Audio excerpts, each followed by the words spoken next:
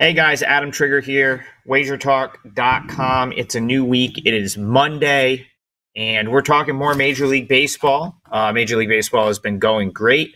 I've hit 33 of my last 48 best bets as a 33-15 run dating back since mid-June. And I do have another 4% play that goes on Monday night. That's up on my page now, 4% best bet WT.buzz/AT, the link on your screen right there. So check that out for Monday night. I'm going to talk about one of the higher profile games on the board tonight, and that is because it's Paul Skeens Day. Paul Skeens on the hill for the Pittsburgh Pirates. And it brings up, I kind of always start this handicap the same way when Skeens is on the mound for the Pirates, or really when I talk about the Pirates in general, because I really truly feel that the Pirates are, I don't want to call them bad, but I'll call them a below average baseball team. But they have a generational talent that pops up once every fifth day.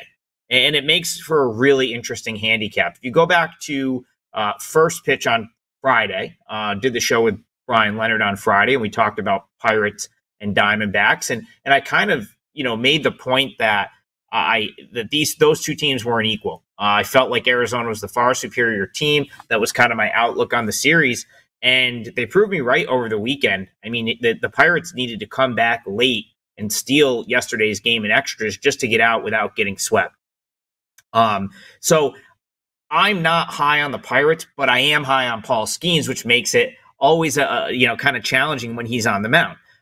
Because I don't think the market, even as high as everyone is on Skeens and as known as it is that he's good, I still felt when this opened at like minus 125 that it was low for him being on the mound.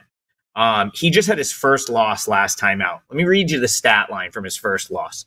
He pitched into the ninth inning, 8.1 innings pitched, 2 runs on 4 hits, no walks, 8 strikeouts. So my whole thing is, why would I ever bet against this guy? At least not right now. I mean, he is as good as advertised. He's the best pitching prospect from my memory since Steven Strasburg.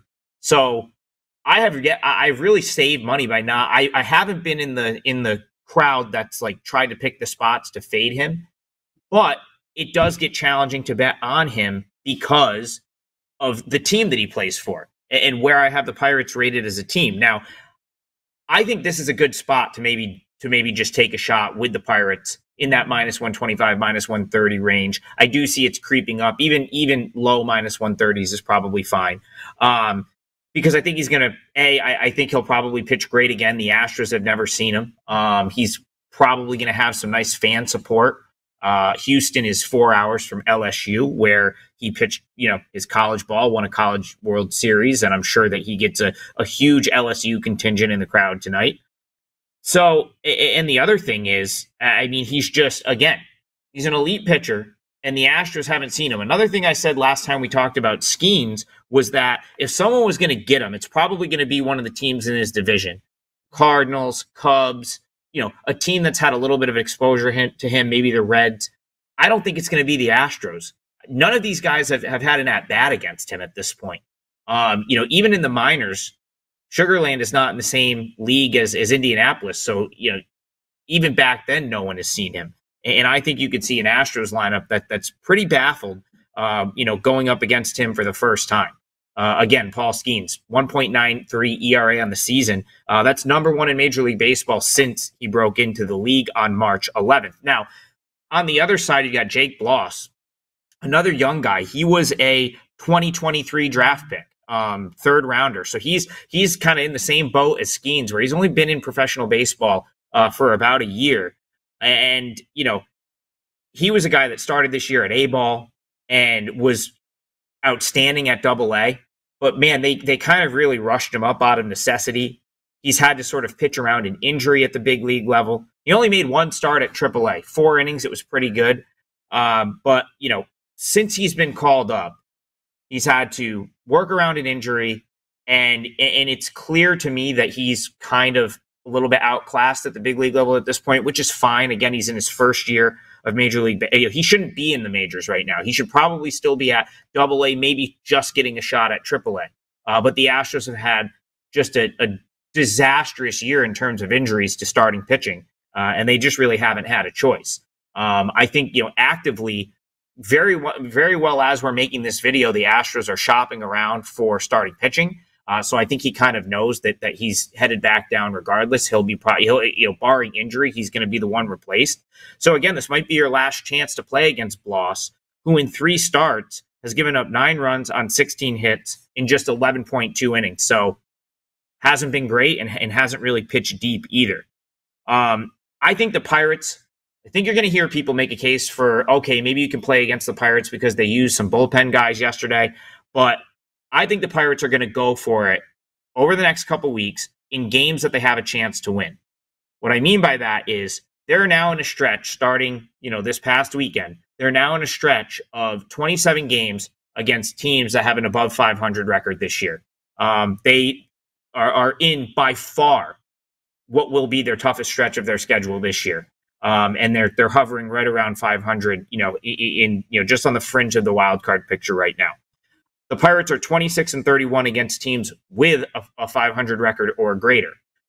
So I think in this game, when you've got your guy on the mound and it Skeens, and that obviously means that you have a chance to win because Paul Skeens gives you a chance to win anytime he's on the mound. I don't think they're going to be shy with running David Bednar out there back-to-back or Aldis Chapman back-to-back. Holderman, those are kind of the big 3 for the Pirates out of the bullpen. And I think a big key to the Pirates going forward is Bednar. He kind of came out and had the tough start to the season, got hurt. He was just an ERA over 5 for a long portion of the season, but he's now on a run where he's got 17 straight saves that have been converted. And in that run, that's 18 innings pitched in that run of that save streak that he's on, 1.50 ERA during that stretch. So you got him, Chapman, Holderman. Chapman only threw 6 pitches yesterday. I think the Pirates, if they have a chance here, they're not going to be shy with the bullpen because they know this is probably one of the games, if you look at their next week, that they have the best chance to win. And it's certainly one of the better spots for them in this series on the road. So I think the Pirates are all in after Skeens here with their bullpen. There's no doubt in my mind that Skeens gives them the advantage against Bloss. And so for those reasons, I think the Pirates are worth a look here. So free play for Monday, Pirates -125. Please don't forget to like and subscribe to our channel so we can continue to bring you free content all season long. And head on over to my page at WagerTalk, wt.buzz/AT. I've got another 4% best bet in Major League Baseball tonight. Hope everyone has a great Monday. We'll see you guys tomorrow.